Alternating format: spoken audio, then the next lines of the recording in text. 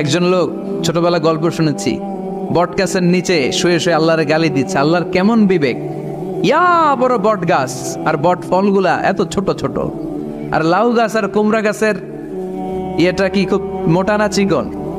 চিকন হয়ে এরকম বেড়ে ওঠে লাউ গাছ। লাউ গাছরে দিল আল্লাহ এত চিকন করে, ফল দিছে এত মোটা। আর এত বিশাল বড় বট গাছ, এটার ফল হলো এত ছোট। তো আল্লাহর গালি দিতে দিতে কোন সময় যে ঘুমায় গেছে নিজেও জানে না। হঠাৎ করে নাকের মধ্যে ছটাম করে বট ফল পড়ছে একটা, লাভ দিয়ে উঠছে, নাক দিয়ে রক্ত বের হওয়া শুরু হয়েছে। রক্ত মুছতে মুছতে মনে মনে ভাবে, আসলেই তো আমি বড় একটা উল্লুক্কা পাঠা।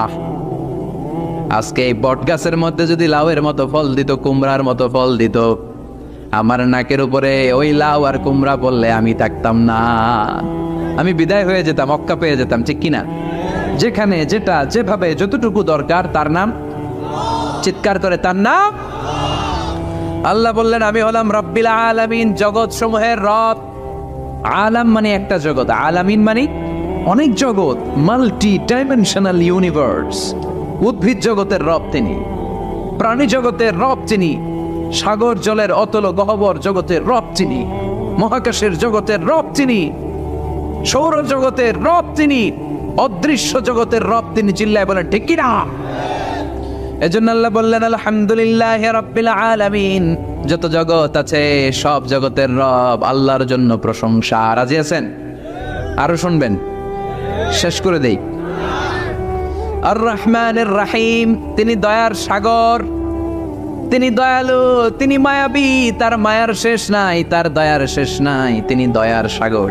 আল্লাহ তুমি দয়ার সাগর, রহমানুর রহিম, তোমার দয়াই পূর্ণ আমার সারা নিশিদিন। সুবহানাল্লাহ পড়েন। আল্লাহ বলেন রাহমাতি ওয়াসিআত কুল্লা শাই, সব জায়গায় আমার রহমত বিস্তৃত, এমন কোন জায়গা নাই যেই জায়গায় আমি আল্লাহর রহমত নাই। আল্লাহর রহমত ছাড়া পৃথিবীতে কিছু হয় নাকি? এই যে আজকে বসে আছি, ওয়াজ শুনতেছি, কার রহমতে, কার দয়ায়? আল্লাহ বললেন এই রহমত, দয়ার, ভালোবাসারে আমি সৃষ্টি করার পরে 100 টুকরা করলাম। কয় টুকরা? 100 টুকরা করার পরে নিজের মধ্যে আমি 99 টুকরা দয়ার ভালোবাসা রেখে দিলাম। 1 টুকরা দয়া মায়া পৃথিবীর সবার মাঝে ঠেলে দিলাম।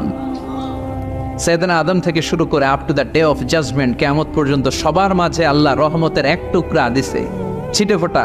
হুজুর পাইছে একটু, আমি পাইছি একটু, উনি পাইছে, উনি সবাই মিলে আমরা 1 ফোঁটা ভাগে যোগে পাইছি দয়া আর ভালোবাসা। সবাই মিলে 1 ভাগ ভালোবাসার, আর 99 ভাগ ভালোবাসা কার? ওনার ভালোবাসা বেশি না কম?